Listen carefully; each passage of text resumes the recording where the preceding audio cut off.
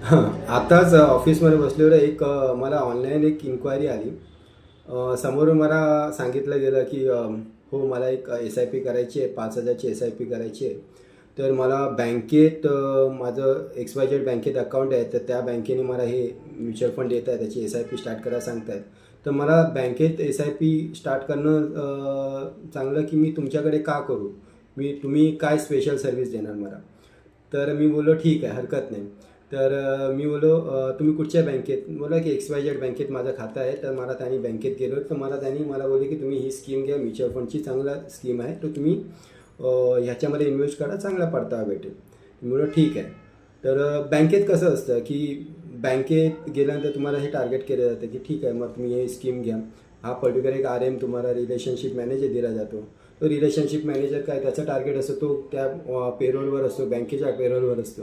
तर तो त्याचं टार्गेट अचीव करण्यासाठी जी काय स्कीम असेल ते तुम्हाला देतो आणि तुम्ही ती ॲक्सेप्ट करता की हां तुम्हाला वाटते हां जेन्युइनली बँकेतनं आपण देतो आहे, बँकेचा ऑफिसर देतो, ओके ओके चांगली गोष्ट. पण RM काय, RM पुढच्या 3-4 महिन्यामध्ये 6 महिन्यामध्ये त्याचं काही ना काही बदली होते, तो दुसऱ्या ठिकाणी जाईल. नवीन येणारा आहे तो तुमची पूर्ण पोर्टफोलिओ पुन्हा बघेल का? की नाही, त्याला काही इंटरेस्ट, तो त्याच्या टार्गेटवर पुन्हा बसलेला असतो. त्यामुळे तुम्हाला RM हा तुमचा पोर्टफोलिओ कधीच अचीव बघणार नाही की बाबा माझ्या क्लायंटचा पोर्टफोलिओ कसा चालला आहे, तो फायदेशीर चालला आहे की नाही चालला, हे कधीच बघणार नाही. पण जर तुम्ही माझ्याकडे केला तर ऑब्व्हियसली एक आपण दोघांमध्ये माझा आणि तुमच्या क्लायंटबरोबर आमचं कनेक्ट असतं. त्यामुळे मी प्रत्येक वेळेस माझी ड्युटी असते की माझ्या क्लायंटचा पोर्टफोलिओ रिव्ह्यू करणं. एक 6 महिन्यानंतर 1 वर्षानंतर आपण त्याचं रिव्ह्यू करणं, त्याचा परतावा किती येतो आहे की नाही तो सगळं चेक करणं, पाहिजे तर रिबॅलन्सिंग करणं किंवा ॲडवाईस करणं, हे माझी ड्युटी असते. त्यामुळे तुम्ही प्रत्यक्षात माझ्याशी बोलू शकता, माझ्याशी कनेक्ट होऊ शकता. आणि आमचीसुद्धा ड्युटी असं आहे की माझ्या क्लायंटचा पोर्टफोलिओ वाढायला हवा, त्याला मला प्रॉफिट मीटिंग असायला पाहिजे. कारण की जेव्हा तुम्ही प्रॉफिट कराल तेव्हा आम्हाला आमचीसुद्धा अर्निंग होते.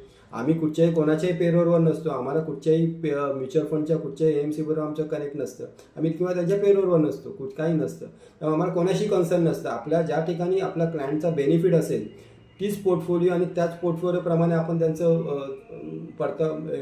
रिटर्न्स पे करणं, एवढंच आमची ड्युटी असते. त्यामुळे तुम्ही माझ्याशी डायरेक्ट कनेक्ट असाल तर एका म्युच्युअल फंड डिस्ट्रीब्युटर तुम्हाला चांगल्या प्रकारे बँकेमध्ये जो डिस्ट्रीब्युटर असतो त्यांनी सुद्धा जो सेबीचा लायसन्स घेतलं आहे ते सुद्धा लायसन्स माझ्याकडे आहे. म्हणूनच तुम्ही माझ्याशी कनेक्ट व्हा आणि मी तुम्हाला चांगल्या प्रकारे गाईड करू शकतो आणि तुमचं एक इन्व्हेस्टमेंट ही तुमची गोल बेस इन्व्हेस्टमेंट करू शकतो. त्यामुळे मी तसं त्यांना कन्व्हिन्स केलं आणि तुमचेही बनात जर काय डाऊट्स असतील तर तुम्ही नक्की माझ्याशी कनेक्ट व्हा. माझी स्वतःची वेबसाईट आहे www.mfdnitinshinde.co.in. माझा नंबर आहे 7021966619. माझ्या वेबसाईटला व्हिजिट करून तुम्ही माझ्याबरोबर अकाउंट ओपन करू शकता आणि कुठचेही काही डाऊट्स असतील तर तुम्ही माझ्याशी कनेक्ट होऊ शकता. Thank you very much. धन्यवाद.